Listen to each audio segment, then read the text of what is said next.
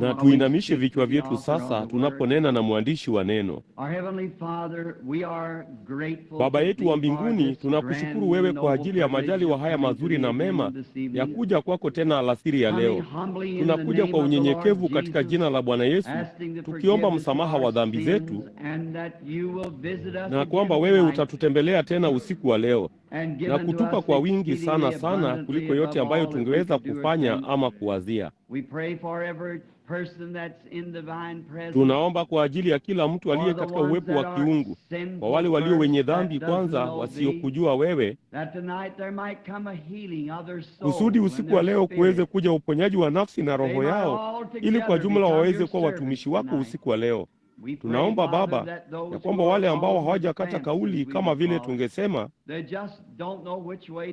kamwe hawajui waelekee wapi, na huenda ikawa hii iwe ndiyo nafasi yao ya mwisho. Tunaomba Baba ya kwamba watageuza macho yao kuelekea mbinguni. Lijalie Bwana.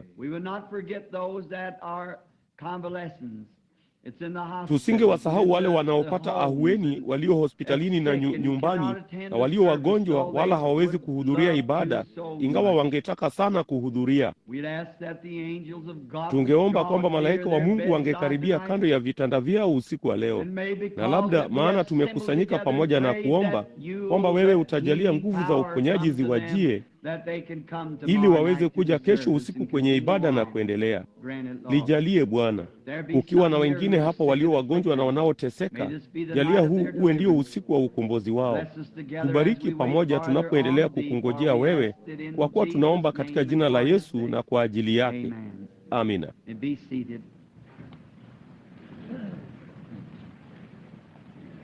Mwaweza kuketi. Vizuri sana kurudi nyumbani mwa Bwana usiku wa leo. Mimi nikiingia tu mlangoni kule nje, basi nilikutana na jamaa mmoja. Nilinyosha hivi na kuushika mkono wake. Ilikuwa ni mvulana wa ndugu John Shari. Sijui jinsi mvulana huyo alipata kukua sana hivyo. Nilimuuliza kama David alikuwa mkubwa kama alivyokuwa. Na vema, inaonekana tu kama ni mwaka mmoja uliopita nilipokuwa hapa, nami nafikiri imekuwa kama miaka 3, lakini alikuwa tu ni mvulana mdogo akikimbia huku na huku, amevaa maskini jozi ya overoli. Naye huyu hapa usiku wa leo, mwenye nguvu, mrefu. Vema, sidhani anasikiliza. Nitasema kijana mwanamume mwenye sura nzuri, lakini bila shaka amekuwa. Na hivyo ndivyo kila kitu kinavyoenenda. Tunakulia tu mbali na sisi wenyewe. Nami nilikuwa huko nje leo hii kwenye mlima wa Camelback, ambako miaka 33 iliyopita niliendesha kupitia nyikani huko nje mgongoni mwa farasi, nikawafukuza punda wadogo nyuma ya mlima kusini hapa. Sidhani kuna yeyote aliyesalia Arizona tena. Yote imefiekewa barabara na barabara kuu. Vema, hilo hapo jambo moja. Hapa hatuna mji udumuo, bali twautafuta ule ujao ambao mwenye kujenga na kuubuni ni Mungu. Ninajua ya kwamba watu wanaingia, nanyi hamna budi kutoka nje na kupanuka. Ila nilichukia tu kuona bonde la kale la mpungate likiondolewa na kugeuzwa kuwa mradi wa ujenzi wa nyumba. Na inaonekana tu kama nachukia kuona hilo. Nalitumaini sitakaa muda mrefu kutosha kuona hilo. Nini tu napenda ya asili kwa namna fulani. Lo, mna makazi mazuri, hiyo ni kweli. Lakini hiyo imepotoshwa. Hivyo ndivyo mwanadamu amefanya. Mawazo yangu ya uzuri si kile mwanadamu amefanya, lakini mawazo yangu ya uzuri ni vile Mungu alivyoifanya. Kuangalia tu, hivyo ndivyo ninavyoipenda. Lakini taifa letu linaenda, watu wetu wanaenda, na kila kitu hapa kinaenda. Nimesimama mahali wale mafarao wakuu waliposimama wakati mmoja, na mamlaka makuu yaliyoutawala ulimwengu, nawe ingekubidi kuchimba futi 20 chini ya ardhi kupata magofu ya ufalme wao. Na mle ndani ambamo wale makaisari katika Rumi walishuka mtaani, nao wanasema futi 20 chini ya hapa ndipo nani yule mfalme mkuu. Leo jamani, hapo kwa sababu hatuna mji udumuo. Kwa hiyo matumaini yetu yamejengwa sio juu ya chochote, pungufu ya damu ya Yesu pamoja na haki. Wakati yote kando ya nafsi yangu yanapotoweka, basi yeye ndiye tumaini na nanga yangu. Juu ya Kristo mwamba wenye imara na simama. Sakafu zingine zote ni mchanga udidimiao. Hilo ndilo tunalotazamia. Na sasa usiku wa leo tunaona watu wamesimama pande zote, nami nasikia kwamba kesho usiku watashuka kwenye lile jumba la mikutano, ama nini, Madison Square Garden. Aise, natumaini hawajalileta hilo huko magharibi. Sasa kila kitu kinaelekea magharibi. Nilisikia wakati fulani uliopita shairi dogo lililosema walibadilisha maeneo ya malishoni hapo wa mashariki walipokuja magharibi, waliyabadilisha malisho yote huku nje yakawa uwanja wa gofu. Kisha wakachukua zizi la kale wakalifanya kidimbwi cha kuogelea, wakawaweka mbwa mwitu kwenye bustani ya New York. Kisha akasema kuna kitu kimoja tu kilichosalia, hicho kilikuwa ni kamba ya kujinyonga wenyewe kwayo juu ya mpopla. Kwa hiyo nadhani hivyo ni karibu jinsi liendavyo. Hiyo ni kweli. Naam. Mliwahi kutambua ustaarabu hutoka mashariki kwenda magharibi, na kule ustaarabu uendako hupotosha njia yake unapoenda. Hiyo ni kweli kabisa. Mtadhania mimi ni mtazamia mabaya usiku wa leo, sivyo? Lakini hilo ninataka kuhubiri moja ya usiku wakati nikiwa hapa, Bwana akipenda, juu ya hapo mashariki na magharibi zinapokutana. Na hivyo ndivyo wamefanya. Sisi ustaarabu wa kale kuliko wote ni Uchina, na kama tukienda moja kwa moja magharibi, tunaingia moja kwa moja katika Uchina tena. Hakuna chochote ila bahari kati yetu, nazo mashariki na magharibi hutembea pamoja. Pia kumbukeni, Biblia inasema, nabii alisema kwamba siku yaja ambayo haitakuwa mchana wala usiku, kidogo ni siku yenye utusitusi, lakini wakati wa jioni itakuwa nuru katika wakati wa jioni. Sasa ustaarabu umesafiri kutoka mashariki kwenda magharibi, nalo kama jua kijiografia linavyochomoza, huchomoza mashariki na kusafiri kuelekea magharibi, nalo linatoa magharibi. Kwa hiyo hebu na tuone kile MWRNA alichofanya wakati alipoileta nuru ya Injili. Hapo mwanzo juu ya watu wa mashariki kulikuwako na Pentekoste, umwagikaji wa Roho Mtakatifu, ishara, maajabu, miujiza, mambo makuu yakitendeka. Sasa tumekuwa na siku ambayo haijakuwa usiku wala mchana, ni siku yenye utusitusi. Tumekuwa na ya kutosha kujiunga na kanisa, kuandika jina letu kwenye kitabu, lakini wakati wa jioni itakuwa nuru. Jua lile lile linalochomoza mashariki hutoa magharibi. Na sasa Roho Mtakatifu yule mkuu kote katika miaka ameangaza nuru ya kutosha kupitia katikati ya ukanisa na umadhehebu na kadhalika, kwa ajili ya watu kuokolewa kote katika wakati. Lakini nuru za jioni zimekuja sasa, na sasa Roho Mtakatifu yule yule pamoja na dhihirisho lile lile akifanya mambo yale yale, akitenda kazi tu kama alivyotenda, anaangaza juu ya watu wa magharibi, akichukua kutoka kwa mataifa watu kwa ajili ya jina lake. Na sasa mashariki na magharibi zimekuja pamoja, nao ustaarabu umegongana, nao umeleta moja ya hali ya dhihaka ya kishenzi kuliko zote ambazo ulimwengu umewahi kuona ama kuota. Tutaliendea usiku mmoja. Hilo silo nililokuwa nikitaka kuzungumzia usiku wa leo, lakini hakika ni wakati ambapo tuko kwenye wakati wa mwisho. Hilo ndilo ninalojaribu kufanya, kuwaonya watu daima kwamba tuko kwenye wakati wa mwisho. Tufanyeje? Hakuna matumaini katika kitu chochote tena, ni katika Kristo pekee. Kumbukeni tu hilo. Kristo ndiye tegemeo la pekee tulilo nalo.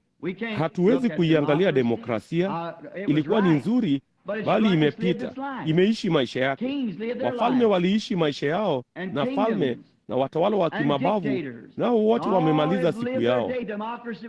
Demokrasia ilikuwa ndicho kitu kizuri sana walichokuwa nacho, lakini imepotoshwa sana kupitia siasa, imeoza kabisa. Hakuna matumaini kwake hata kidogo.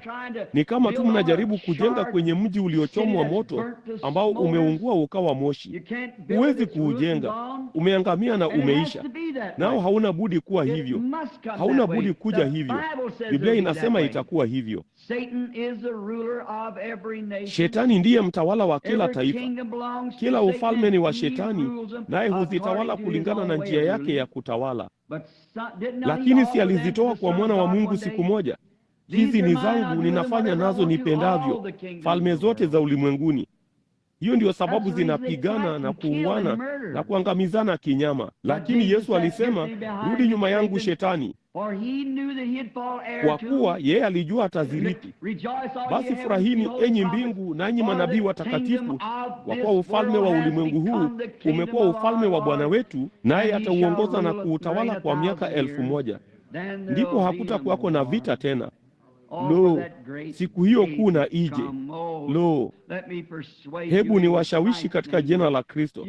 Enyi watu wa thamani hapa, wekeni matumaini yenu yote kwake, kwa kuwa yeye ndiye msingi wa pekee.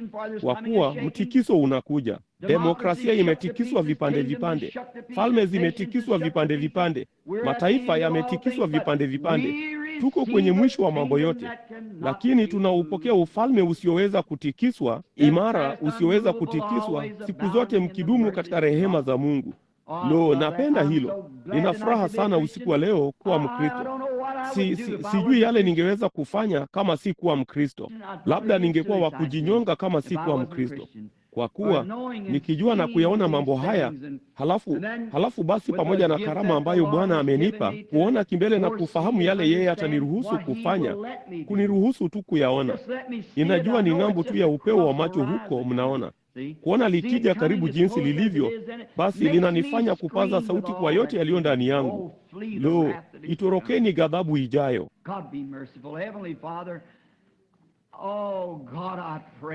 Mungu uturehemu. Baba wa mbinguni, Mungu, ninaomba kwa namna fulani tusaidie Bwana. Tupe ufahamu wa kitu hiki kikuu kinachonyemelea kama nyoka, kinachovutia jinsi kilivyo, ndege ambaye wakati mmoja amekuwa huru akiketi kwenye mti, lakini sasa huyo nyoka amemvutia, naye ananyemelea akifungua njia. Hivi karibuni atakuwa kinywani mwake pamoja na meno yake ya sumu. Mungu uturehemu. Jalia kila mmoja hapa usiku wa leo ambaye hajatiwa nanga kikamilifu katika Kristo Yesu mwana wa Mungu,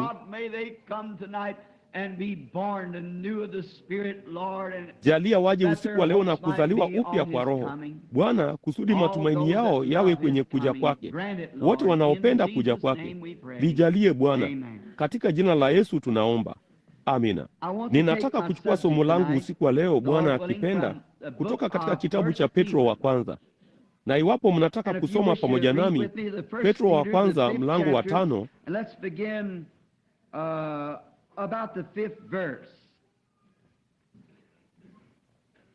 Na hebu tuanzie kwenye kifungu cha 5. Petro wa kwanza 5 kuanzia 5.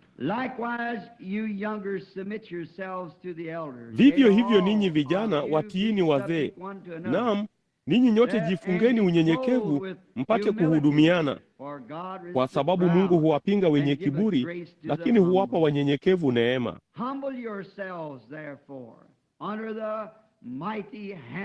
Basi nyenyekeeni chini ya mkono wa Mungu ulio hodari, ili awakweze kwa majira yake, huku mkimtwika yeye fadhaa zenu zote, kwa maana yeye hujishughulisha sana kwa mambo yenu.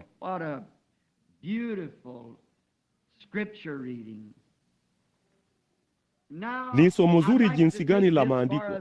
Sasa ningetaka kuchukua hili kwa ajili ya somo, anakujali.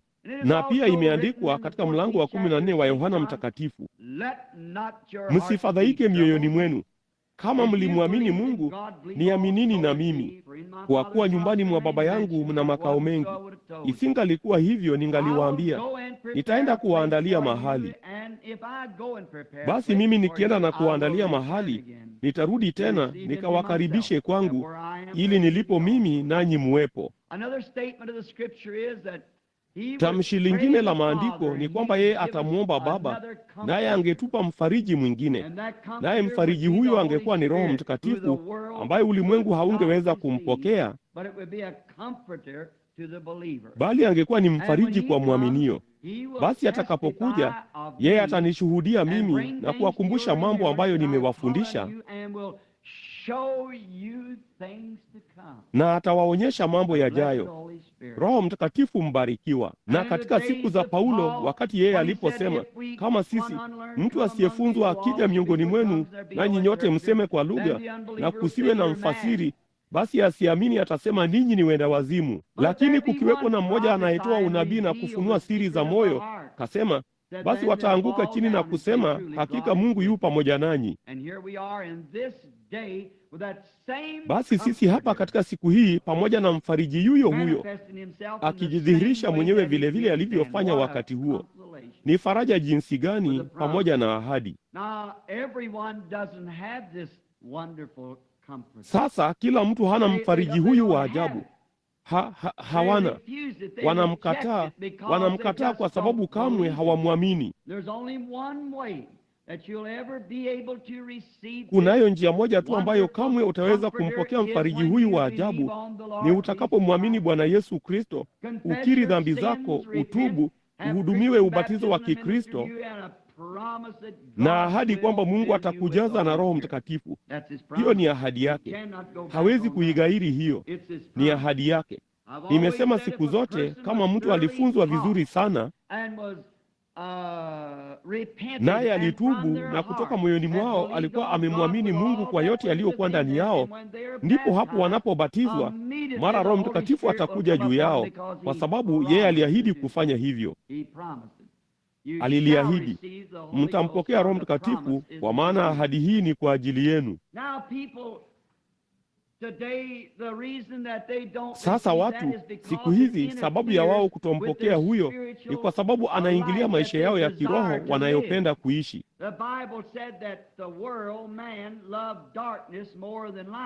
Biblia ilisema ya kwamba ulimwengu, watu walipenda giza kuliko nuru, kwa sababu matendo yao ni maovu.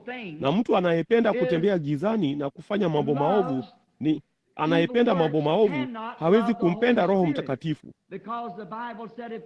kwa sababu Biblia ilisema ukiipenda dunia au mambo yaliyo katika dunia, kumpenda Mungu hata hakumo ndani yako. Sasa huenda mliyasikia maandiko haya hapo awali, bali na tuyatii. Je, hayo ni kweli? Hayo ni ya kweli zaidi kuliko vile mmeketi humu kanisani usiku wa leo. Hayo ni ya kweli zaidi kuliko kuwa huu ni mkoa wa Arizona. Ni ya kweli zaidi kuliko wewe ulivyo mwanadamu aliye hai. Hayo ni maneno ya milele ya Mungu na ahadi zake. Na mbingu zote na nchi zitapita, bali hayo maneno hayatapita kamwe. Yana maana adhimu, bali kamwe hayatamaanisha kitu kwako mpaka Mungu akufunulie. Ni vizuri jinsi gani kujua ya kwamba yeye hutushughulikia. Kwa hiyo iwapo mwanadamu aliumbwa apate kuwa na shauku ya kufarijiwa, kwa hiyo basi asipoikubali njia ya Mungu, basi atajichukulia njia yake mwenyewe, naye atajaribu kuweka kitu fulani kupachukua mahali pa huyo Roho Mtakatifu. Lo, ninawatakeni mlisikilize. Mwanamume ama mwanamke ambaye hata mkubali Roho Mtakatifu mfariji,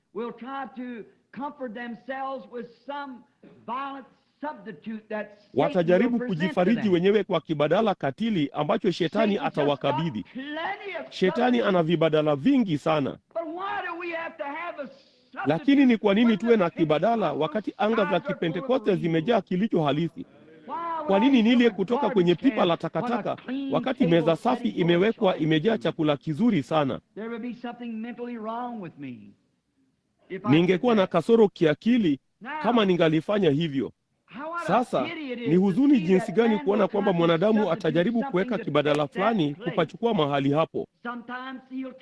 Wakati mwingine atajaribu kutuliza dhamira yake kwa kutoka nje, kama vile mama wakati mwingine atajaribu kuwafundisha wasichana wao wadogo kuwa maarufu, kuwafanya wao, shauku yao yote ni kumfanya msichana huyo mchezaji rumba ama kitu fulani. Nawe unajua ya kwamba unampa sumu kali ya kusisimua neva, unampa aseniki ambayo haitafanya kitu ila kuuvunja moyo wake na kumtupa kwenye kaburi la Ibilisi ama kuzimu kwa Ibilisi na kaburi la mwenye dhambi, kwa kuwa hakuna chochote chema kinachoweza kutoka kwake. Lakini unajaribu kuwazia, laiti binti yangu angeweza kuwa hivi na vile. Nanyi mnawatuma hata huko kwa YWCA zetu, ambako wanacheza roki, nao wazee watatoka nje wakacheze dansi ya vibandani ama namna fulani ya dansi ya karamu. Wanapofikia umri wa yapata miaka 30, wanashikwa na fadhaa. Wanawazia kwamba basi, kwa kuwa nimekuwa mzee hivi, sijaponda raha ya ujanani vya kutosha bado. Nao wakati mwingine wanajaribu kudanganya katika nadhiri zao za ndoa, wanaume na wanawake pia, wote wawili wana hatia. Kuna shida gani? Ni kitu fulani walichopungukiwa nacho. Wakati mwingine wanaanza kunywa pombe, ndipo wakiisha kupata umri mkubwa zaidi, mbona watashuka kwenye chumba cha pombe nao wataanza kunywa. Basi wakinywa na kujaribu kuisahau kwa kunywa pombe, vinywaji vichache tu, na kisha kinasababisha vinywaji zaidi, ndipo baada ya kitambo kidogo wanakuwa walevi sugu. Na wakati mwingine wapate kuwa maarufu, wataangalia televisheni kwenye na mitaani na kuvuta sigara. Jambo duni sana ambalo wanawake wamefanya katika karne ya 20 ni hapo wanawake walipoanza kuvuta sigara. Hao ndio vibaraka wasaliti wakuu sana taifa hili lililopata kuwa nao. Huvunja uadilifu, hujaza hospitali hizi huku nje na wenda wazimu. Inajaza hospitali kwa wagonjwa wa kifua kikuu, kansa, na kila kitu kikitokana na hayo, na hata hivyo wanafanya hivyo wapate faraja. Mungu alitupatia kitu cha kutufariji, Roho Mtakatifu, mfariji wa Mungu. Mambo haya ni kibadala tu ambacho hatimaye kitaelekeza kwenye mahali pa matatizo chungu nzima na udanganyifu na wizi na kufanya mambo mabaya. Msichana wangu mdogo aliniuliza hivi majuzi usiku, akasema, ama ilikuwa ni mtoto Joseph, akasema, baba, kuna kitu kama mchawi? Nikasema, lo, hakika. Akasema, je, ana pua ndefu naye anaendesha ufagio usiku? Nikasema, la, yuna uso uliopodolewa naye huendesha Cadillac kwenda kwenye karamu ya kokteli. Hilo ndilo toleo lake jipya la kisasa. Naye akasema, huyo ni mchawi. Sijui kama nilipaswa kumwambia hivyo ama la, kwa sababu kila wakati mtaani anapomwona mmoja, yeye husema, baba, yule pale mchawi, sivyo? Vema, nadhani kwamba mnajua walizoea kuwa na maskini Charlie Ballicon. Baadhi yenu watu wa zamani kidogo mnamkumbuka. Amevaa kofia iliyovutwa juu ya masikio yake, na hata kunguru angemwogopa Charlie Ballicon. Lo, amebadilika tangu pombe ilipopigwa marufuku. Lakini sasa yeye yuko kwenye kitu kidogo kilichopachikwa katika kila sanduku la barafu, naye ndiye jamaa maarufu sana mjini. Lakini angali ni kitu kile kile kilicholaaniwa, kinachoipeleka nafsi ya mtu kuzimuni, na vijana kwenye hospitali ya wenda wazimu, na wanarika hapa juu ya mabaradhuli wa roki na wapinga maadili na uhalifu wa vijana. Hata imekuwa ni wenda wazimu, hata mpaka shule zetu haziwezi kuwagusa. Tulipoteza walimu 20,000 mwaka uliopita. Kwa nini? Wanatafuta kitu fulani, wanakitafuta, nalo kanisa limeshindwa kuwapa. Sababu ya wao kufanya hivyo ni kwa sababu waliumbwa hivyo wapate kutafuta. Hatimaye inaishia wapi? Mauaji na kujinyonga. Mwanamume anayefikiria ya kwamba anafanya jambo fulani anapopata miadi na mke wa jirani yake, ama angeivunja nyumba fulani ama mwanamke fulani, unafikiri unapita na kitu fulani, lakini hatimaye utaishia kwa bastola upande mmoja wa kichwa chako na kulipuliwa ubongo wako, ama kuruka kutoka jukwani mahali fulani, ama kujiua, kunywa sumu, kasumba ama chochote kile, na kuingia katika hali ya mashaka, kisha ufe na kwenda kwenye kuzimu ya Shetani, kwa sababu umeikataa ile tiba halisi. Tunayo tiba. Kalvari ndiyo tiba hiyo. Kristo ndiye hiyo tiba, naye ndiye tiba ya pekee, msingi wa pekee, njia ya pekee. Kuna vitu unavyoweza kupata kwa Kristo ambavyo huwezi kupata kutoka mahali pengine. Kristo ndiye njia, sio njia fulani. Yeye ndiye ile njia. Kanisa ni sawa, tunayapenda, bali kanisa silo njia. Yesu ndiye njia. Huwezi kulitwika kanisa fadhaa zako. Kanisa halina wokovu. Inaweza tu kukuelekeza kwa Yesu ambaye ndiye wokovu pekee. Yeye ndiye njia, kweli, uzima. Njia pekee ya kwenda kwa Baba ni kupitia kwa Yesu. Mfariji pekee, yule pekee awezaye, anayejua jinsi ya kutushughulikia, kwa kuwa hata hatuwezi kushughulikiana sisi kwa sisi. Nilisoma katika maandiko wakati fulani uliopita ambapo yalisema kutokuupambanua mwili wa Bwana. Nami nikawazia, ni tamshi la jinsi gani? Linapatikana katika Wakorintho wa kwanza 11. Kwa kutokuupambanua mwili wa Bwana, na kwa sababu hii wengi ni wagonjwa na dhaifu miongoni mwenu.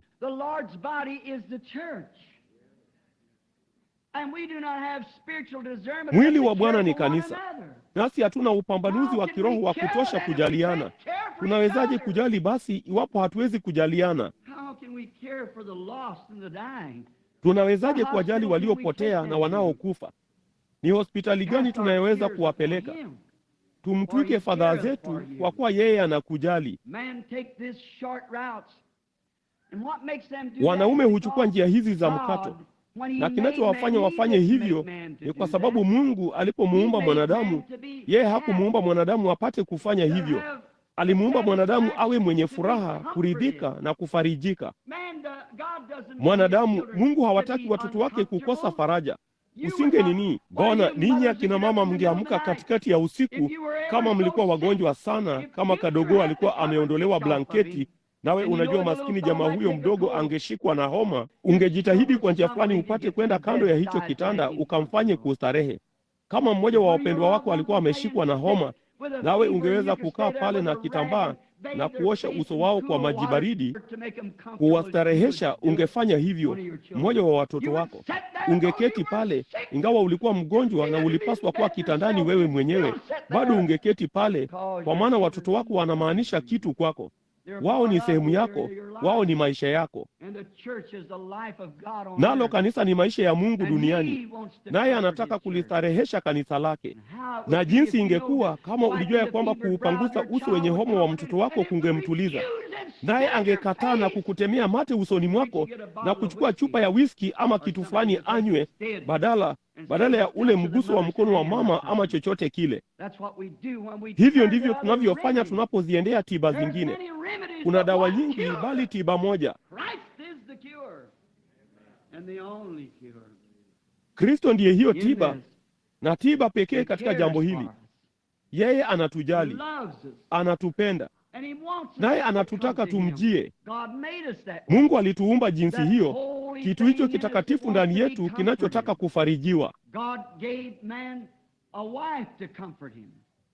Mungu alimpa mwanamume mke apate kumfariji, kumgusa. Na mwanamume yeyote anajua, aliye na mke mzuri, kuna jambo fulani kuhusu mke mzuri anayeweza. Mwanamume anaweza kufadhaishwa katika biashara yake ama shughuli yake, naye anaweza kuja nyumbani.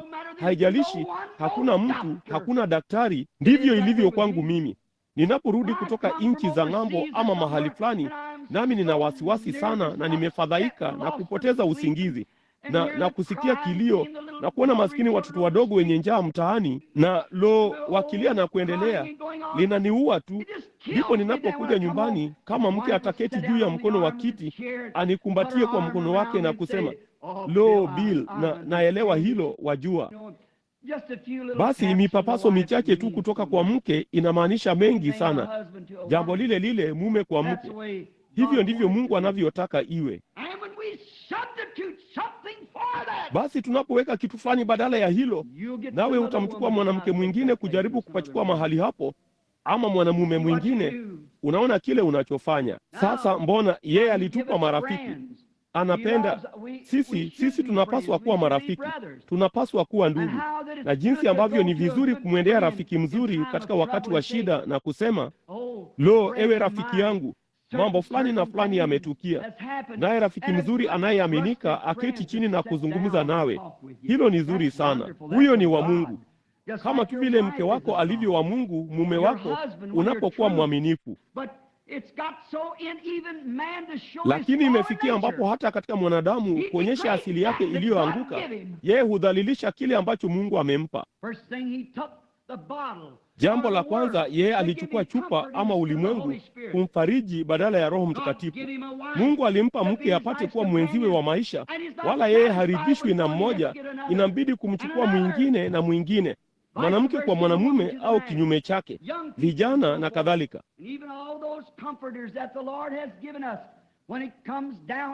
Na hata hao wafariji wote ambao Bwana ametupatia, inapofikia mwisho wa safari, nasi tunasukuma foronya kwenye uso wetu wenye homa na kufa, mke wetu anaweza tu kusimama na machozi yakitiririka usoni mwake, huku amemwinulia Mungu macho yake.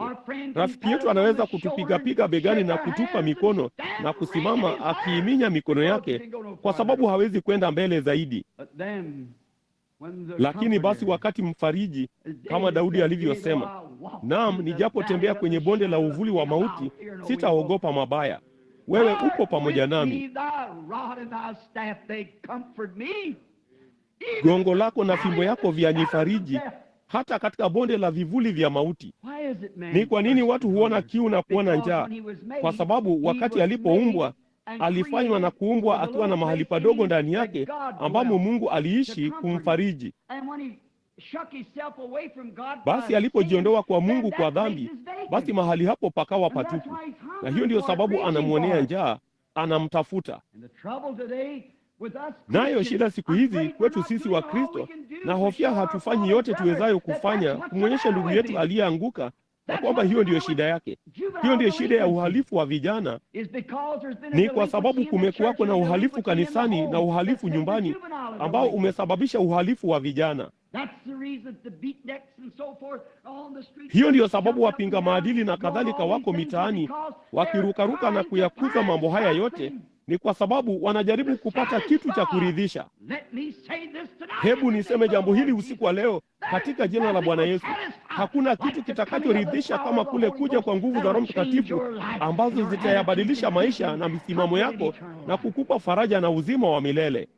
Kuna chemchemi iliyojaa damu iliyotolewa kwenye mishipa ya Imanueli. Wenye dhambi wanapotumbukizwa chini ya hilo gharika, hupoteza waalao lote la dhambi. Mke anaweza kufariji na kupiga. Rafiki anaweza kuketi chini na kutoa mawaidha mazuri. Lakini kuna kitu kimoja tu kinachoweza kuondoa dhambi, hicho ni damu ya Bwana Yesu. Ni kitu gani kinachoweza kuziondolea dhambi zangu? Hakuna chochote ila damu yake Yesu. Ni nini kinachoweza kunifanya mzima tena? Hakuna chochote ila damu yake Yesu. Kama huyo mwandishi alivyosema, lo, mtiririko huo ni wa thamani, unaonifanya mweupe kama theluji. Sijui chemchemi nyingine. Hakuna chochote ila damu yake Yesu. Jambo ndilo hilo. Hiyo husafisha na kutakasa na kuingiza katika ushirika. Bado kitambo kidogo na ulimwengu hautaniona tena. Hata hivyo nyinyi mtaniona, kwa kuwa mimi, kiwakilishi nafsi, nitakuwa pamoja nanyi hata ndani yenu, hata ukamilifu wa dahari. Naye huyo Roho Mtakatifu atakapokuja, yeye atakuja awe mfariji atakayetumwa na Baba katika jina langu. Yeye atawaonyesha mambo yajayo na kuwakumbusha mambo. Lini? Tunapoketi pamoja mahali pa mbinguni katika Kristo Yesu, Roho Mtakatifu akija kupitia kwenye neno, akishuka, akifariji, akitoa faraja. Kule kuja kwa maangamizi ya ulimwengu, mambo yote ambayo yamekuwako sasa yanatoweka. Matumaini yote yametoweka, wala ulimwengu hauna mahali popote pa kusimama. Wanakunywa, wanacheza karata, wanaoa, wanaolewa, kwa sababu wamekataa ule msingi wa kweli wa faraja, Roho Mtakatifu. Lakini sisi tunaomwamini yeye tunautazamia ufalme ujao. Jina la Bwana na libarikiwe, ambako hakutakuwako na huzuni tena, wala kulia, wala huzuni kubwa, bali amani na furaha na upendo na kutopatikana na mauti vitachukua mahali pake siku moja. Mtuikeni fadhaa zenu. Endapo mna shida, mtuikeni yeye, kwa kuwa yeye anawajali. Hiyo nyingine inaelekeza kwenye mauti ya milele. Hii inaelekeza kwenye uzima wa milele. Naye mwanadamu ameumbwa hivi kwamba angemhitaji mfariji huyo. Anamtaka mfariji kwa sababu aliumbwa hivyo. Hivyo ndivyo Mungu alivyomweka pamoja, akavijenga hivyo viumba ndani yake. Nafsi yake, dhamira yake, macho yake, hisia zake, kila kitu kiliwekwa pamoja. Na katika chumba hiki kidogo cha kitu fulani cha kumfurahisha, kumpa faraja, kuondoa uchovu na wasiwasi kutoka kwake, Mungu aliketi pale pamoja na Roho Mtakatifu. Lo, ni picha ya jinsi gani! Ni ukweli jinsi gani! Sasa maskini rafiki yangu mwenye huzuni nyingi, endapo uko hapa wala hujui hilo, mimi ni shahidi kwamba hiyo ni kweli. Mimi ni mtu mwenye wasiwasi, mwenye huzuni, Mwairishi pande zote mbili, nao wana wasiwasi na ni walevi. Naye mama yangu ni nusu Mhindi, ambalo kwa kweli kwa kuzaliwa lingenifanya muasi. Hiyo ni kweli. Lo, ningekuwa mtu mbaya sana, chotara karibu hivyo. Lakini ni kitu gani kilichotukia? Nilipata kitu kilichokichukua chumba hicho kidogo ndani yangu na kunipa amani ipitayo ufahamu, nami nimetoka mautini kuingia uzimani, kutoka gizani kuingia nuruni. Lo, kamwe nisingeweza kumkana huyo. Huyo ndiye uzima wangu. Yeye ni yote. Nikisimama huko hospitalini nilipokaribia kabisa miaka 33 ya huduma yangu, nusura nijisalimishe kwa Shetani, wakati maskini msichana wangu mdogo Sharon Rose alipokuwa akifa hospitalini, nami nikasimama pale, wala daktari hata hakujua nilikuwa chumbani. Asingeniruhusu kuingia kwa sababu walikuwa na homa ya uti wa mgongo. Akasema, Bili, utamwambukiza Bili mdogo, usiingie mle. Nami nikasema, Doc. Ndipo akaniketisha chini, akamwambia nesi, ikasema, nenda kalete dawa umpe. Akatokea na glasi ndogo ndefu hivi, akasema, kunywa hii ndugu Branham. Nami nikasema, iweke tu chini. Nami nikamwangalia mpaka akatoka chumbani. Nami huyo nikashuka sebuleni na kuingia kwenye chumba cha chini. Naye huyo hapo mtoto wangu amelala pale, huku nzi wakiwa machoni mwake. Maskini ukanda mdogo wa mbu umewekwa juu ya uso wake, akautupilia mbali. Ndipo nikamwangalia mama wa jamaa huyo mdogo amelala pale kwenye nyumba ya maiti. Maskini ndugu yake Bili hospitalini mahututi. Baba yangu alikuwa tu amefia mikononi mwangu majuma machache hapo kabla, naye ndugu yangu akauawa kwa ghafla. Mambo ndiyo hayo, nami si kitu ila mvulana mhubiri. Nikamwangalia nami nikaangalia, nikasema, lo, Sharon kipenzi, huyu ni baba. Unanijua mimi, nami ninajua alinifahamu. Alikuwa akijaribu ilivyoonekana kuniaga kwa kupunga mkono, nayo macho yake madogo yalikuwa yakiingia makengeza. Alikuwa anaumwa vikali, nikayaona maskini macho hayo ya bluu yakiingia makengeza. Ndipo basi nikamwangalia, nami nikapiga magoti na kusema, Mungu, mama yake amelala huko katika nyumba ya maiti, tutamzika asubuhi. Usimchukue mtoto wangu mchanga Bwana, jalia nimlee, yeye ni mzuri sana, wala usimchukue Bwana. Mara ilionekana kama shuka jeusi lilitokea likikunjuliwa, likalifunika tu hilo ono kutoka kwake.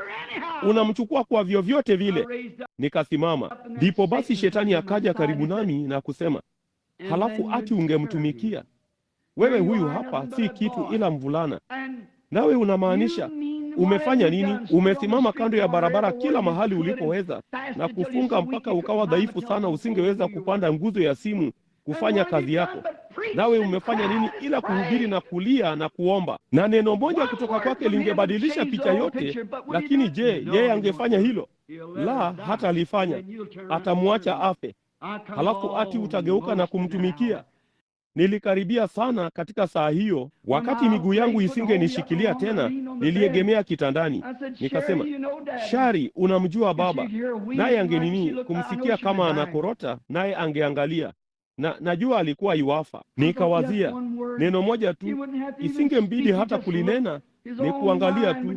Nia yake mwenyewe ingeliibadilisha tu picha hiyo, nayo hiyo homa ya uti wa mgongo ingemwacha, naye angepona. Neno moja tu.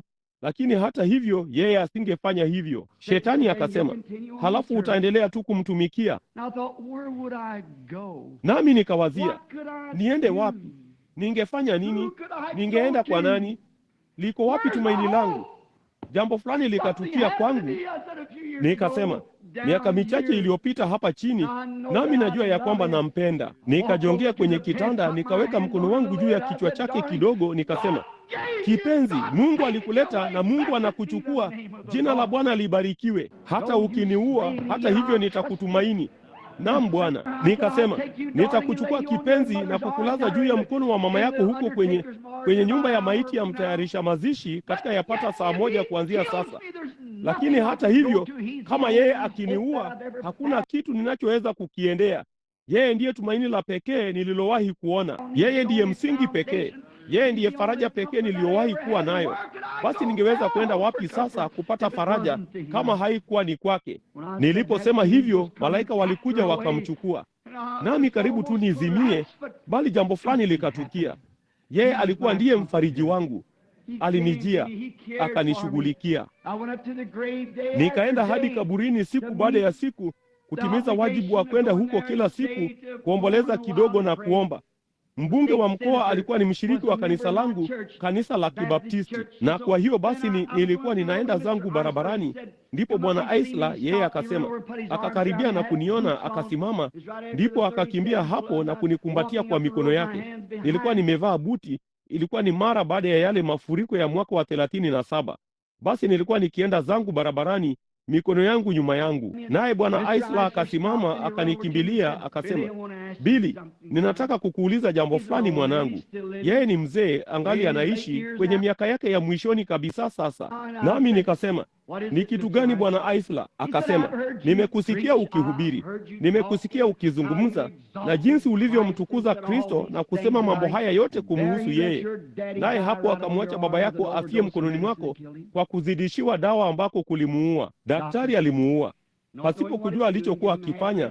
Alimpa nusu chembe ya sumu kali ya kusisimua neva, nayo ikamuua.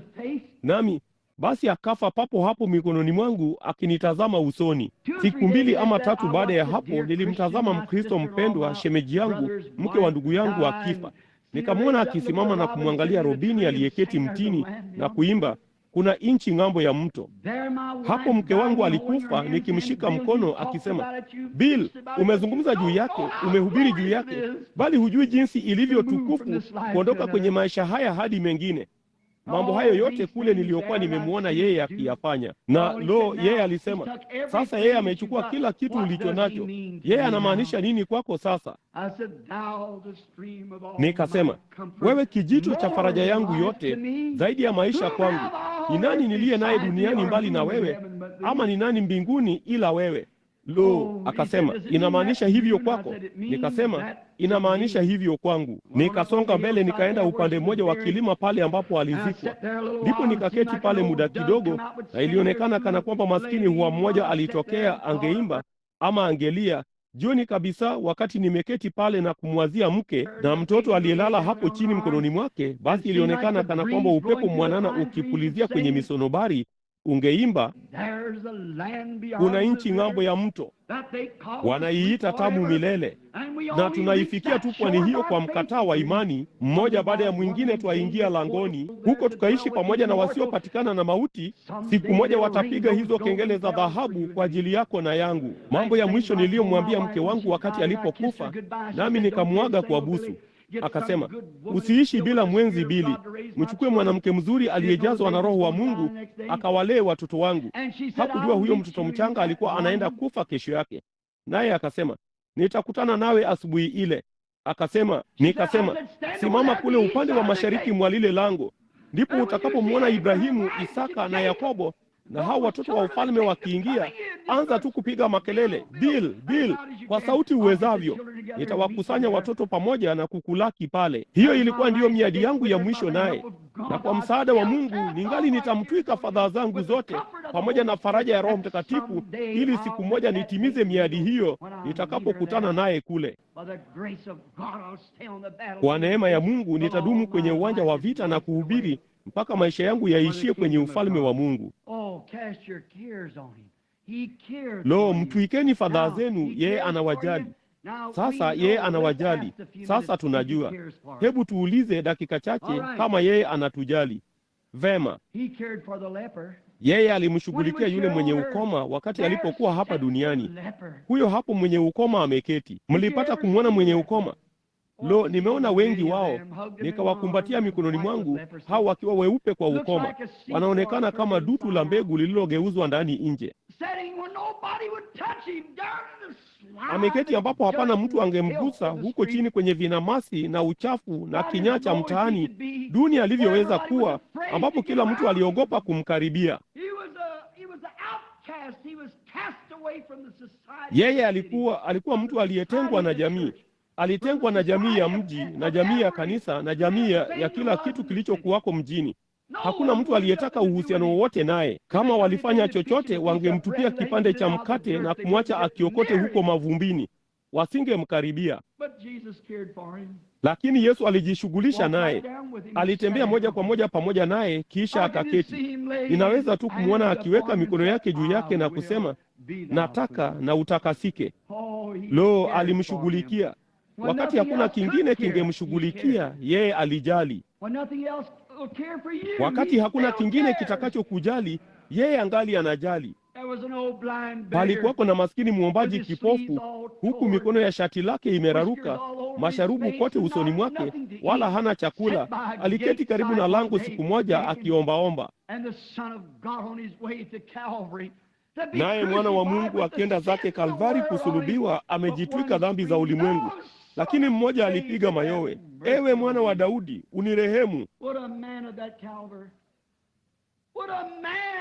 Je, mtu mwenye hadhi hiyo, mtu rais, meya, gavana wa jimbo, aliye kwenye kikosi cha polisi, angeweza kusimama kwa ajili ya kitu kama hicho? Utaipata kwa nadra. Lakini Yesu alijali. Alimtwika fadhaa zake, naye akamshughulikia. Akasema, wataka nikufanyie nini? Kasema, Bwana, nataka nipate kuona.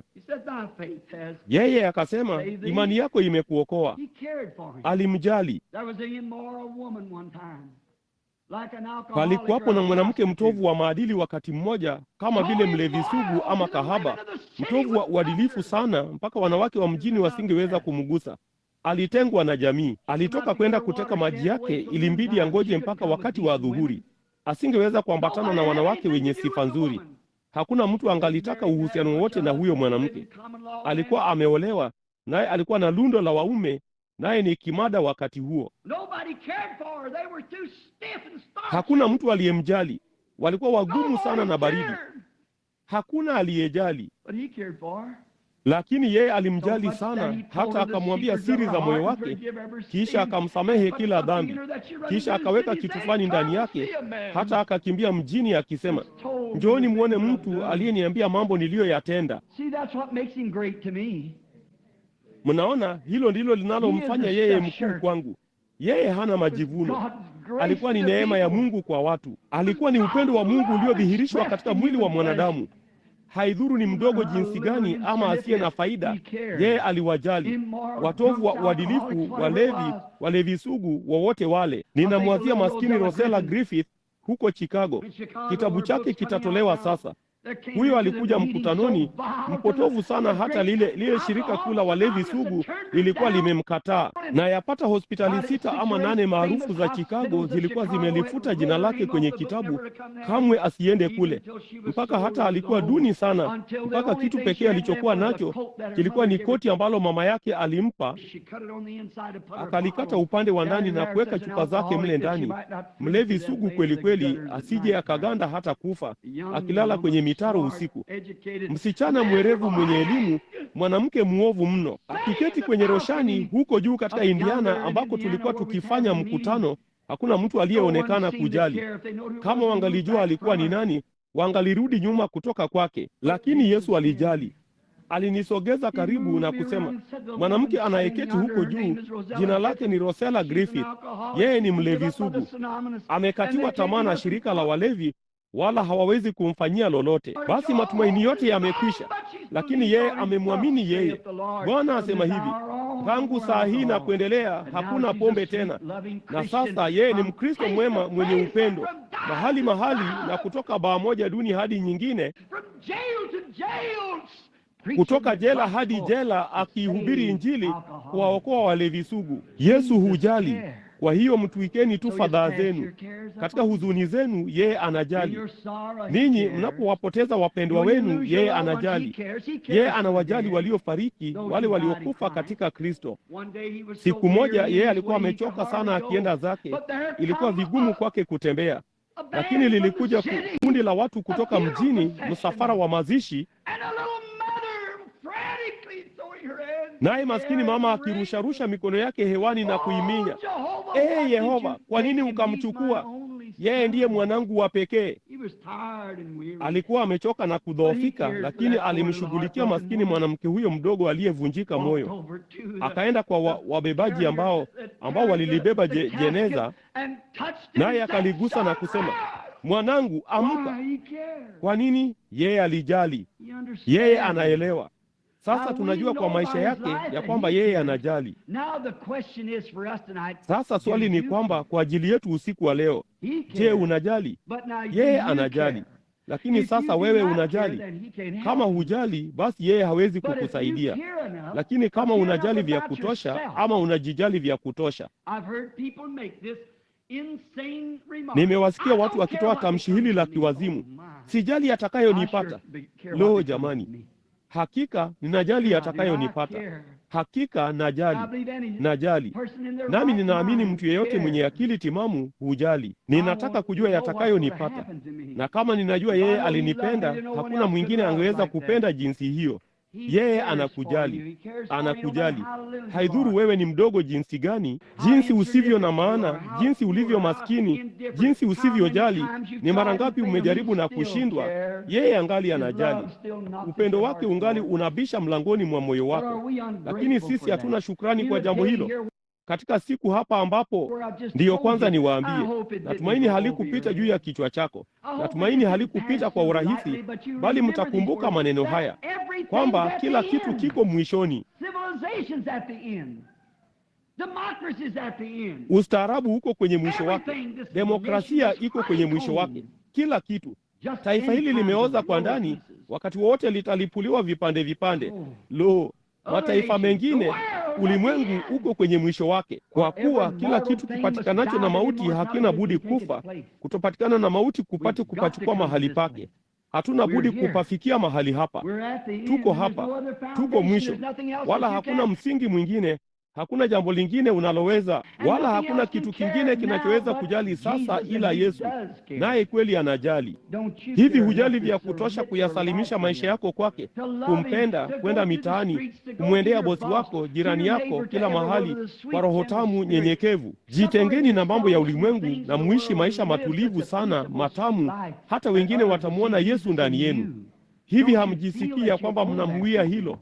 Hebu tusiwe wasio na shukrani, ninyi watu hapa. Jana jioni nilipotoka nje, maskini mwanamke mmoja alikuwa amesimama mlangoni. Natumaini yuko humu usiku wa leo. Nilipopita alikuwa amesimama pale pamoja na mtoto mchanga.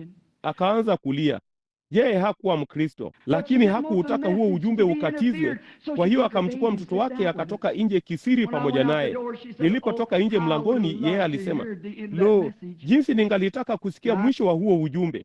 Nami kitu fulani kikaniambia tu, hili si la bahati, hili ni la Mungu. Nikasema, "Mama, wewe ni Mkristo?" Akasema, "La bwana, ninatumaini kuwa siku moja."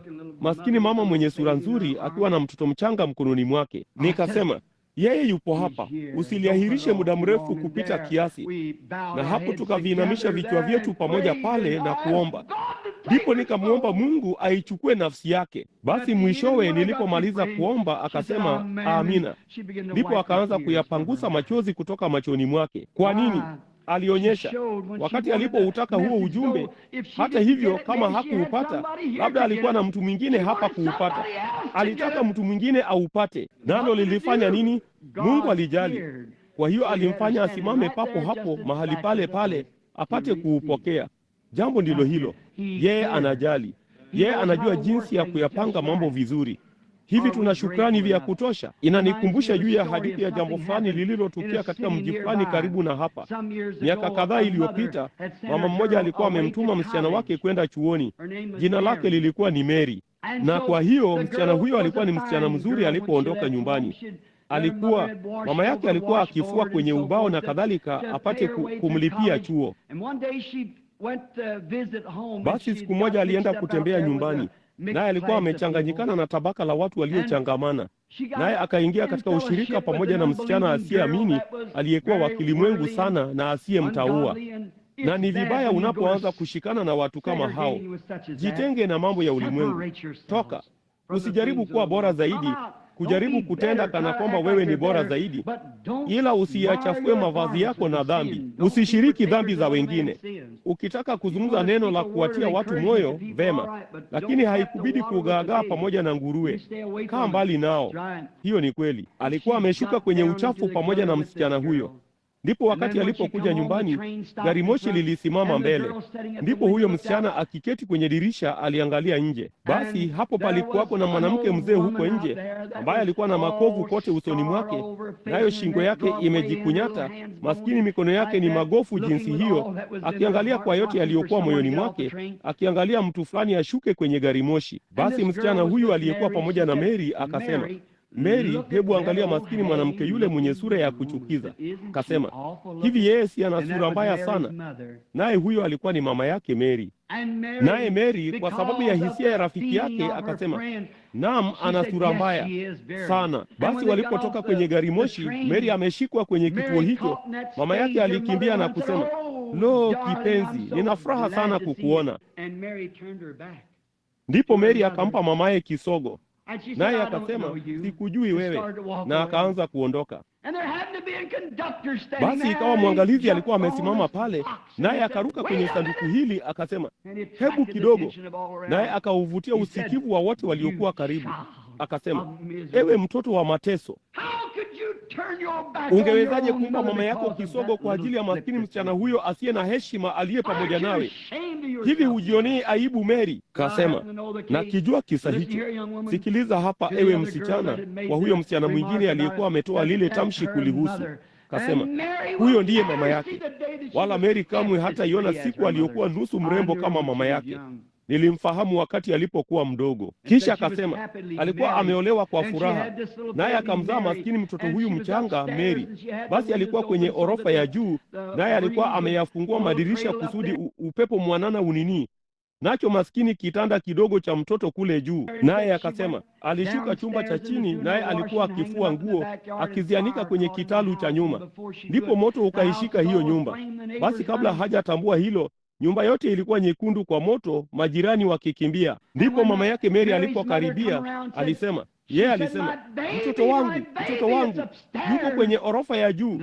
Ndipo zimamoto wakasema, nyumba imeshindikana, hakuna njia ya kuingia humo sasa. Lakini yeye alifanya nini? Alinyakua aproni ndogo kutoka kwake iliyokuwa imelowa maji ya kufua nguo, akajifunika usoni mwake na kukimbia kupitia ndimi hizo za moto. Nao polisi wakijaribu kumzuia, akakimbia kwenye vipandio upesi sana. Kwa nini? Mtoto wake mpendwa alikuwa amelala mle. Ndipo akamnyakua huyo mtoto, naye akawazia, hili vazi lililolowa maji lilinikinga, lakini sasa kama nikimrudisha mtoto huyu mchanga, itamkata vipande vipande miale hiyo ya moto. Hivyo basi akamfunika mtoto huyo mchanga kwa vazi lake mwenyewe lililolowa maji, akamshikilia kifuani mwake, akakimbia kupitia kwenye hiyo miale, nayo ikazirarua nyama kutoka usoni mwake. Kasema, hiyo ndiyo sababu yeye ana sura mbaya. Ana sura mbaya ili uweze kuwa mrembo. Nawe wataka kusema ungempa kisogo mama yako aliyejitolea hivyo kwako? Katika aibu akainamisha kichwa chake. Nafikiri hivyo ndivyo tunavyopaswa kuwa. Je, injili hii, mfariji huyu tuliye naye, Roho Mtakatifu huyu ambaye ulimwengu unamuita ulokole, ambao watu wanataka kusema hao ni watakatifu wanaojibingirisha. Unaona aibu? Unaionea aibu dhabihu ambayo Yesu alitoa kule chini msalabani ili tuweze kuwa na faraja hii? Ungeweza kuibadilisha kwa faraja ya ulimwengu, umaarufu wa jirani fulani? Mungu aepushe. Na tumtwike fadhaa zetu, kwa maana yeye anatujali, na tumpende na kumthamini kwa yote yaliyo ndani yetu. Na wakati wanafunzi waliporudi wakifurahi kwa sababu walihesabiwa kuwa wanastahili kubeba shutuma ya jina lake, hivyo ndivyo ninavyojisikia usiku wa leo. Sijali, mnaweza kusema mimi nimerukwa na akili, mnaweza kuniita mtakatifu anayejibingirisha. Nalo kanisa langu la Kibaptisti liliniambia ningeingia wazimu ama ningekuwa mtakatifu anayejibingirisha. Baba na mama yangu walinifukuza nyumbani mwao bila kitu ila mfuko wa karatasi chini ya mkono wangu, pamoja na nguo chache chini yake, shati dogo na nguo za ndani za kubadilisha na jozi chache za soksi. Ndizo tu nilizokuwa nazo. Nao watu wangu wenyewe wakasema, huwezi kuleta upuzi huo huku na ubaki mtoto wetu. Ndipo nikaenda New Albany bila kujua niende wapi, bila mahali pa kukilaza kichwa changu. Lakini ndugu, ndipo Ibilisi akanijia katika saa hiyo, katika kufa kwa mtoto wangu. Mara nyingi ambapo nimekuja, lakini ninajua ulipo wokovu. Nisingeweza kukanusha hilo, ingawa lingeniua, siwezi kulikanusha. Nimepita kutoka mautini kuingia uzimani kwa neema ya Mungu. Shida zangu zote ametwikwa yeye, kwa kuwa yeye ananijali, naye anakujali. Na tuinamishe vichwa vyetu kwa muda mfupi tu sasa. Na nashangaa kama hujawahi kumtwika shida zako zote. Huenda ukamtwika baadhi yake, bali kidogo unaogopa tu kumtwika zote, kama vile mwaminio mkwamia mpakani, kama vile katika Waebrania 10 ilisema, katika Waebrania mlango wa 6 ilisema, kwa kuwa sisi tumemsulubisha mwana wa Mungu mara ya pili kwa nafsi zetu, na kuhesabu damu ya agano tuliyotakaswa kwayo kuwa ni kitu ovyo, na kuifanyia jeuri kazi za neema. Waebrania 10 ilisema, kama tukifanya dhambi kusudi baada ya kuupokea ujuzi wa ile kweli, haibaki tena dhabihu kwa ajili ya dhambi, bali kuitazamia hukumu yenye kutisha na ukali wa moto. Maana tuwajua ni jambo la kutisha kuanguka katika mikono ya Mungu aliye hai. Wakati kukiwako na rehema, rehema kwenye chemchemi, nafasi kwenye chemchemi. Andiko hilo, wakati mkiomba, ningetaka kuwaambia, maandiko hayo yanarejea kitu gani? Wakiisha kupewa nuru, haiwezekani kupata maarifa kamili. Kama mwaminio mkwamia mpakani, kama vile katika Mwanzo 14, ama wakati katika Kutoka, ambapo Waisraeli walikuja kwenye nchi ya ahadi, wakaonja zabibu zenyewe kutoka kwenye nchi ya ahadi, bali wakarudi kwa woga, wamehofu. Hatuwezi kuvuka, upinzani ni mkuu sana. Waaminio wakwamia mpakani, watu watakaokuja kanisani na waseme ni ajabu, wala wasiliguse kwa mkono wao. Kamwe hawataki kuanguka chini madhabahuni na kusema, Mungu nijaze na Roho, na jalia niwe mmoja wa watoto wako. Wakwamia mpakani, hatutaki hivyo. Hebu tuwe Mkristo halisi. Hebu kanisa hili lishike moto, mikutano ya maombi ikiendelea wakati wote, mikutano kote mjini, kila mahali. Wafanyakazi haitabidi waambiwe, bali wakifanya kazi kwa hiari wakati wote kwa ajili ya ufalme wa Mungu, na kuyaacha makanisa mengine yaliyowakilishwa hapa. Jalia wafuasi wake warudi kanisani mwao wakiwa na ujuzi huo. Tumtwike fadhaa zetu, kwa kuwa yeye anawajali. Yeye ndiye mfariji. Endapo kuna mtu kama huyo usiku wa leo, kwa uaminifu ukikiri mbele za Mungu ya kwamba huna hiyo amani, ya kwamba ungeweza kumtwika kila fadhaa, bali unalitaka, umelijaribu, umejikuta kwalo, bali kamwe hujafikia mahali ambapo kweli ungeweza kujitolea kabisa kwake, nawe ungetaka kufanya hivyo. Hivi waweza kusema, nikumbuke katika maombi, ndugu Branham, ninapoinua mkono wangu. Waweza kuinua mkono wako sasa useme tu, nikumbuke ndugu Branham katika maombi. Mungu akubariki mama. Mungu akubariki dada. Ubarikiwe na wewe hapa. Naam, na kule nyuma, upande wa nyuma, Mungu awabariki. Yeye anaiona mikono yenu ikiinuliwa. Bwana akubariki mama. Mungu akubariki papa hapa mbele dada. Na Mungu akubariki huko nyuma ndugu yangu. Yeye anakujali. Tulizoea kuimba wimbo mdogo, He careth for you. He careth for you. Through sunshine or shadow, He careth for you. Mnakumbuka Arizona, ziara yangu ya kwanza hapa, nanyi mkaniimbia kwa heri kwa wimbo huo. Maskini kwaya ndogo ya Kihispaniola hapa kutoka kwa kanisa la ndugu Garcia, wakati tungekusanyika pamoja huko California, wakati niliposhuka mstarini nikilia, huku tukipungiana mikono. Wengi ni baba na mama, na wengi wao wametuacha wakaingia kwenye pazia huko ng'ambo usiku wa leo. Lakini yeye angali anawajali. Yeye ataendelea kujali. Wakati hakuna kitu kingine kinachoweza kujali, yeye atajali. Mnampenda sasa, nanyi mnataka kunini? Mnataka awashughulikie, nanyi mnataka kumjali. Inua mkono wako useme, nikumbuke katika maombi ndugu Branham.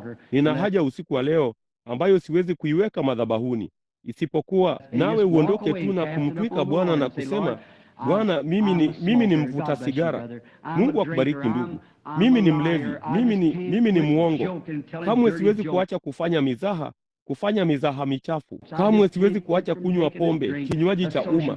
Ninaingiana na umati na nataka kuyaondokea hayo yote. Mimi ni mtu ambaye daima anatazama vitu viovu. Mitaa imejaa wanawake wachafu na wanaume, nami nataka kuachana na hayo. Naomba Mungu, jalia niweze kuzitwika shida zangu zote usiku wa leo kwako. Waweza kuinua mkono wako useme, uniombee ndugu Branham. Sasa hapa ninasalimisha kila kitu na kukiweka madhabahuni, nami nitamtwika yeye shida zangu zote. Wenda ikawa kuna mwingine kabla hatujaomba. Mungu ambariki huyu jamaa mdogo anayeketi hapa, ameinua mkono wake. Jamaa mdogo mwenye fulana nyekundu. Mtoto mdogo atawaongoza. Kweli maandiko ni ya kweli. Huenda kuna mwingine mahali popote, ungeinua tu mkono wako na kusema niombee. Mungu akubariki mvulana mdogo Mhispaniola anayeketi hapa. Mtu mwingine, Mungu akubariki hapo mama. Ninauona mkono wako hapo Bwana, ninauona wako. Na kijana wa Kihispaniola huko nyuma. Na mama huyu anayeketi hapa, ninaona. Mungu anauona mkono wako, yeye anajua msisimko wako. Ubarikiwe dada. Mungu akubariki ndugu. Hilo ni jema. Mtu mwingine yeyote ambaye angesema unikumbuke ndugu Branham. Mungu akubariki huko nyuma, ewe mwanangu. Mungu akubariki dada. Na wewe msichana mdogo unayeketi hapa, huko nyuma kabisa kule, ninauona mkono wako. Mtu huyo mkubwa mwenye nguvu aliyeinua mkono wake hewani. Mungu akubariki unayeketi hapa, jamaa mdogo katika ubora wa maisha, anayeketi hapa ameinamisha kichwa chake. Lo, ni wakati wa jinsi gani maamuzi yanafanywa. Hivi ninaweza kumtwika fadhaa zangu zote? Laweza kuonekana la kigeni. Mungu wabariki hawa mtu na mkewe wakongwe kutoka hapa. Nitamtwika shida zangu. Naam, salimisheni tu kila kitu. Hizi hapa shida zangu zote juu yako. Ninaamini. Mungu akubariki huyo msichana huko nyuma, msichana wa Kihispania. Huyo kijana mwanamume, msichana huyo. Naam, Mungu akubariki. Hilo ni zuri. Wenda kuna mwingine kabla tu ya maombi sasa. Kumbukeni mnafanya nini yenu. Mbariki mvulana huyu mdogo. Mbariki msichana huyu hapa. Lo, nanyi katika maombi ninataka tu kusema jambo fulani. Moja ya mitazamo midogo ya kupendeza sana. Iwapo kuna kesho, yule pale mhudumu ameketi akiniangalia, wayapata umri wa miaka 4. Sasa kumbukeni, roho ya upambanuzi sijawa nikiitoa hapa kanisani katika siku moja tu ama 2 zilizopita usiku. Ninataka kupata kitu kingine kwanza. Kunao watu walioketi hapa wakiwa na shuhuda mioyoni mwao, najua hilo, walioponywa miaka kadhaa iliyopita na mambo haya yote. Lakini nataka kuyatanguliza mambo ya kwanza. Hebu tuzifanye nafsi zetu kusudi tunaweza kumtumainia tu Mungu na kuweka kila kitu madhabahuni, kusema, Bwana Mungu, mimi hapa. But that thy blood was shed, and that thou bidst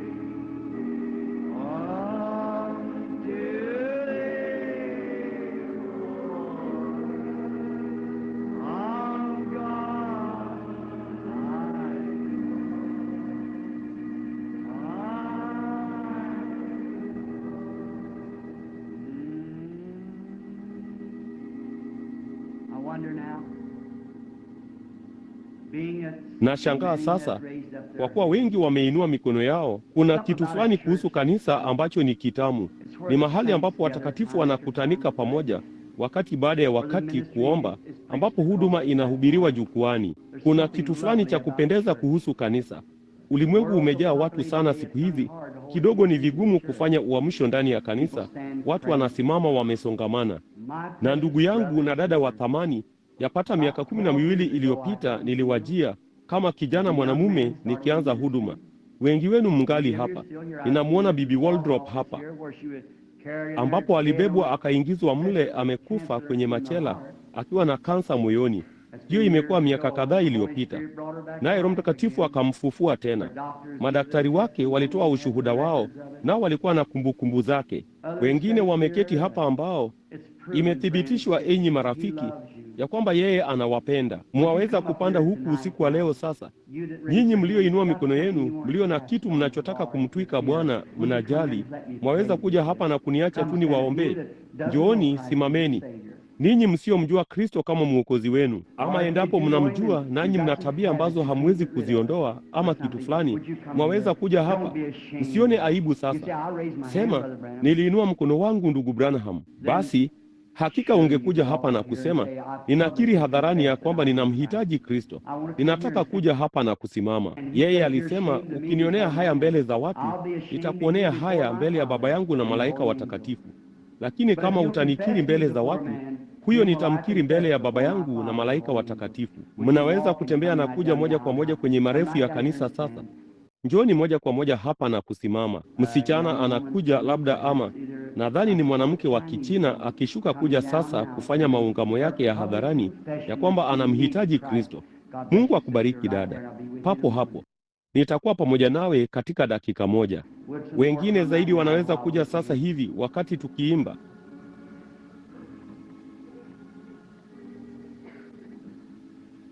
Mungu akubariki Bwana.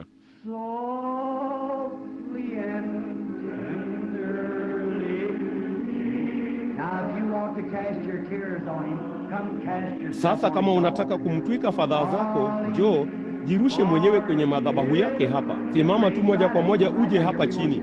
Tunataka kusimama hapa na kuomba pamoja nanyi, tuwawekee mikono.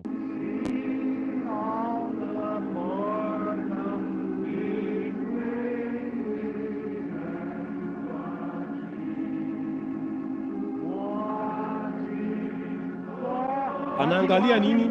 Anaangalia aone kama kweli ulimaanisha hilo ama la. Njooni sasa, njooni. Mlimaanisha hilo? Hakika mlimaanisha.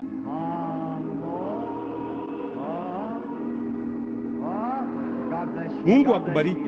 Mungu akubariki kijana mwanamume hapo.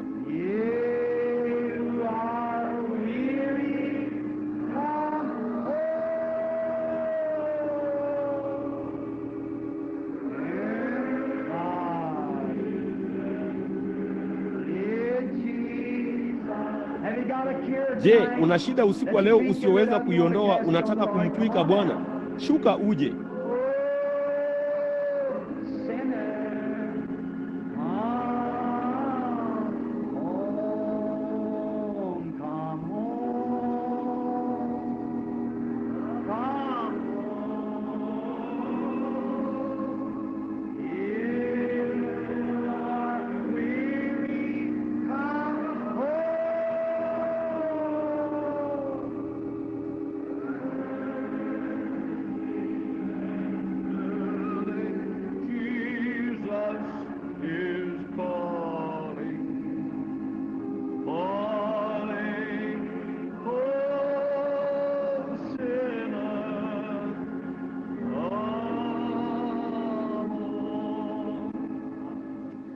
If any man, I cannot who he is, were to call you, that would be one thing. You might be justified in not answering. But when Jesus calls, how can we say no?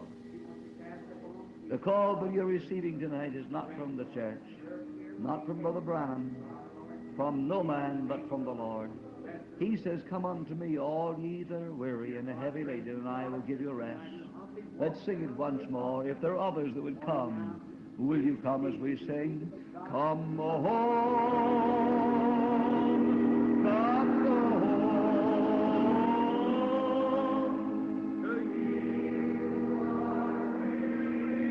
Come home,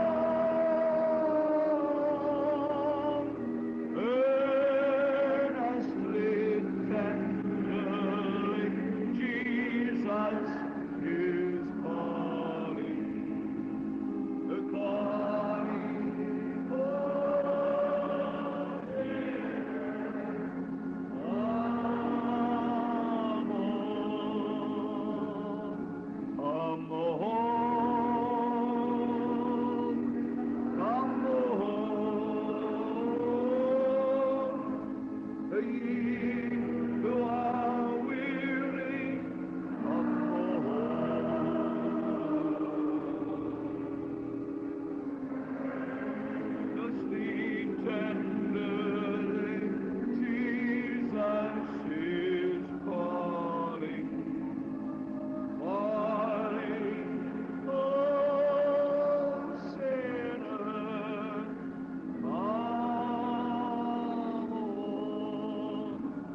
the message of the last verse of this grand old hymn.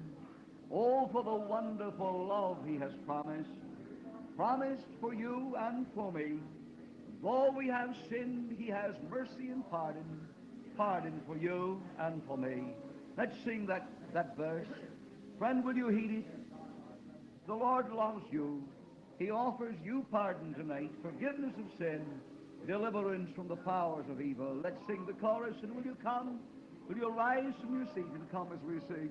Oh, for the wonderful love he has promised, the promise for you and for me. Oh, we have. Hivi huwezi kuja sasa moja kwa moja huku ukapige magoti kwa ajili ya maombi? Ninyi ambao hamjaridhika mahali tu mnaposimama, hivi hamtakuja? Njooni.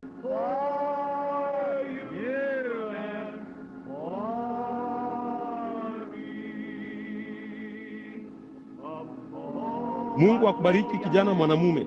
Mungu akubariki ndugu.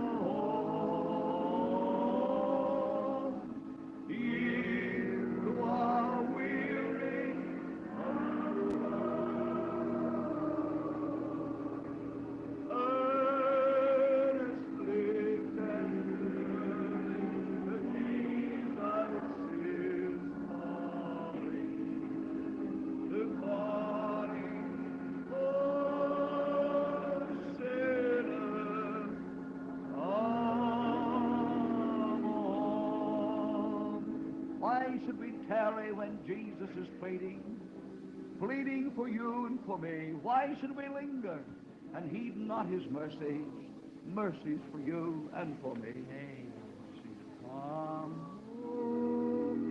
Je, kunaye yeyote hapa asiye na Roho Mtakatifu ambaye hajapata kujazwa na Roho wa Mungu, nawe huna hakika na msimamo wako? Inua mkono wako useme, sijampokea Roho Mtakatifu. Ndugu Branham, mumempokea Roho Mtakatifu tangu mlipoamini. Kama hamjampokea, inueni mikono yenu. Mngetaka kuja na kupiga magoti papa hapa sasa na kuacha tuwaombee mkampokee Roho Mtakatifu? Njooni sasa wakati tukiimba.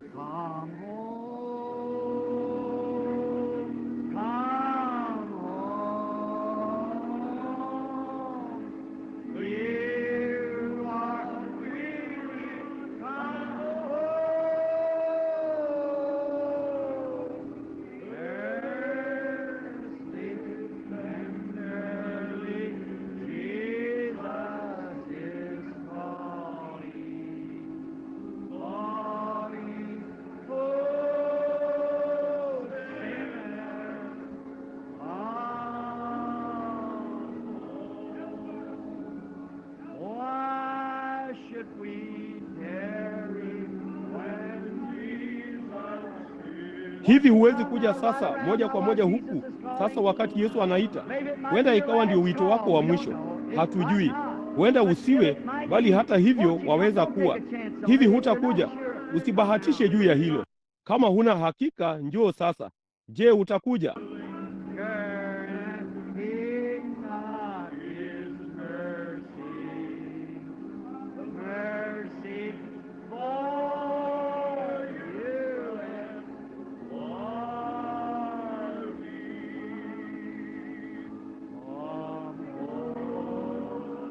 Mungu akubariki ndugu, dada.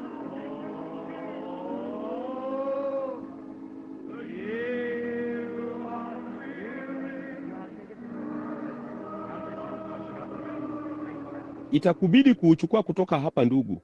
Mungu akubariki.